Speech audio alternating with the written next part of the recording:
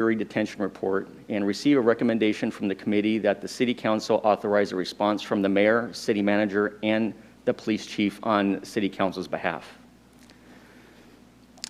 In the PowerPoint presentation that was provided to the committee prior to today's date, as well as in the final version of the grand jury report, it indicates that the department has 6 secured holding cells for adult arrestees. I just want to make note that we actually have 7 secured holding cells for adult arrestees.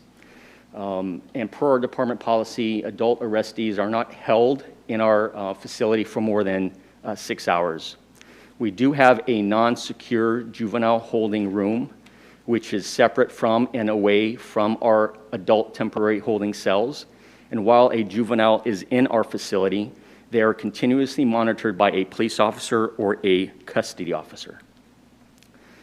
Our holding facility is staffed by 1 senior police service officer and 6 police service officers, also known as PSOs or booking officers. Our booking officers are supervised and managed by a police sergeant and a police commander, me.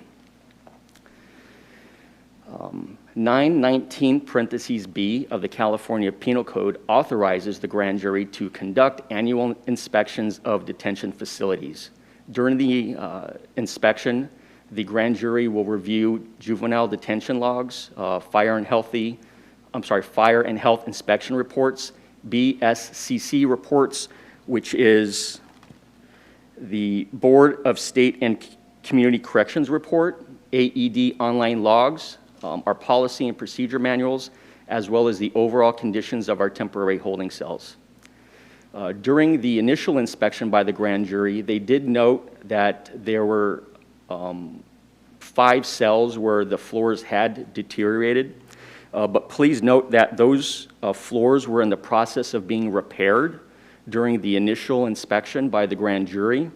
Approximately 1 month later, when the grand jury did a follow-up inspection, those floors had been repaired and were operational. And there were no other recommendations noted by the grand jury at the conclusion of the report.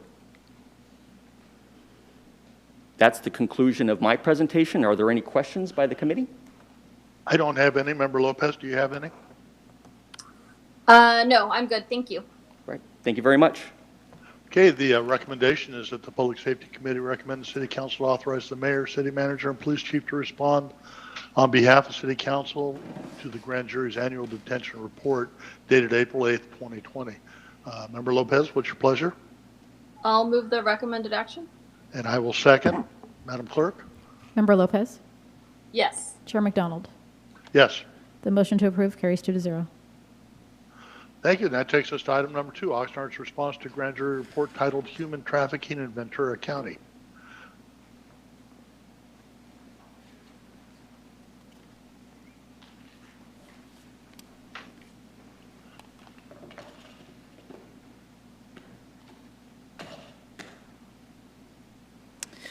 Good afternoon. I am Sharon Giles. I'm the commander of the Investigations Bureau with the Oxnard Police Department, and I'm here today to talk about the grand jury report titled Human Trafficking in Ventura County. The recommendation is that the Public Safety Committee recommend that the City Council authorize the mayor, the city manager, and the police chief to respond on behalf of the City Council to the grand jury report titled Human Trafficking in Ventura County. A little bit of background. In May of 2020, Ventura County grand jury released a 16-page report on the subject of human trafficking within the county, and that the City of Oxnard is required to respond to 2 conclusions in that report, and that's C3 and 4, and a recommendation listed in the report. A little bit about what human trafficking is. I'm sure the committee members know what human trafficking is, but this is for the public.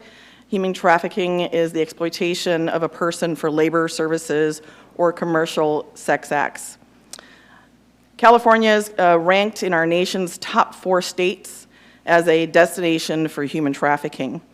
There was a report that in 2018 that 1,656 cases, about 15%, of human trafficking cases were reported to the National Human Trafficking Hotline.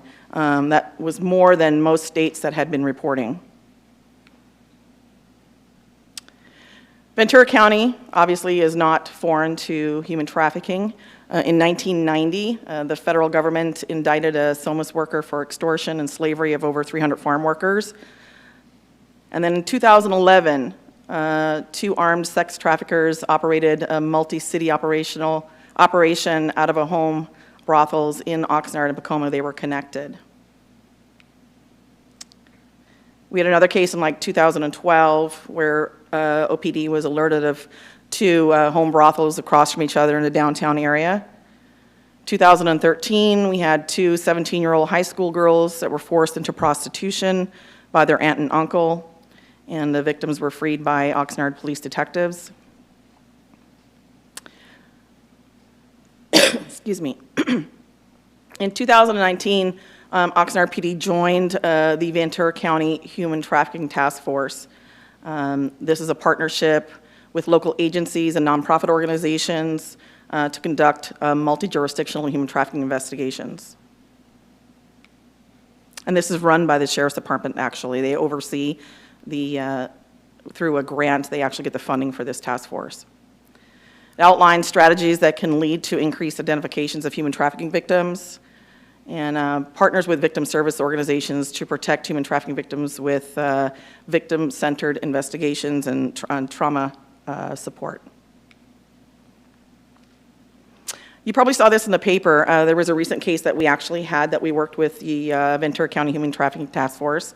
That was on May 12th of this year, where our detectives arrested an adult male who was a New York resident for pimping in Oxnard after receiving several community complaints about this location.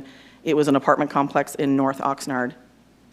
Not your typical neighborhood that we would think or that we would stereotype for human trafficking. And the task force did a great job at providing us with resources to assist in this investigation. So I'm just going to cover the grand jury conclusions that they noted in their report. C3, the differences in county and city massage parlor ordinances allow illicit businesses to avoid illegal consequences. And we do, as the city of Oxnard, agree with this conclusion. C4 is that they determine coordinating ordinances regarding massage parlors among the county and the cities within the county will improve the effectiveness of enforcement operations, and we 100% agree with that conclusion. The recommendation was that, in R1, the county and each of the cities within the county coordinate their respective ordinances regarding massage parlors through the efforts of the task force. And again, we 100% agree with this recommendation and are currently involved in doing that with the task force. That is the end of my presentation. Are there any questions?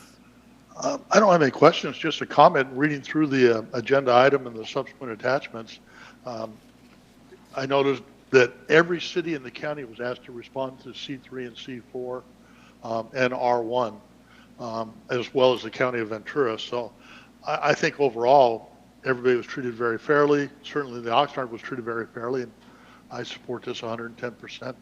Member Lopez, any comments? Yeah, thank you. I think, it's human trafficking is something that can at times be, very invisible, right? I mean, it takes some awareness to see it around. So I think it's, very valuable and for the county to be working towards addressing this even further and educating the public that unfortunately this does exist in our communities here locally, and how we can help and be of service to someone who may be a victim of this. So I do appreciate this information in the report, and look forward to the implementation of these recommendations and ensuring that the coordinated ordinances help to address these issues out there. Thank you. Thank you. Thank you very much, and I will move the recommended action. Second. Madam Clerk, a roll call, please. Member Lopez? Yes. Chair McDonald? Yes. The motion carries 2-0. Thank you very much. Member Lopez, do you have any items for future agendas? I do not. Thank you very much, everyone. With the conclusion of this last item, we will adjourn the meeting. Thank you all. Thank you. Thank you for the efficient meeting. I try my best.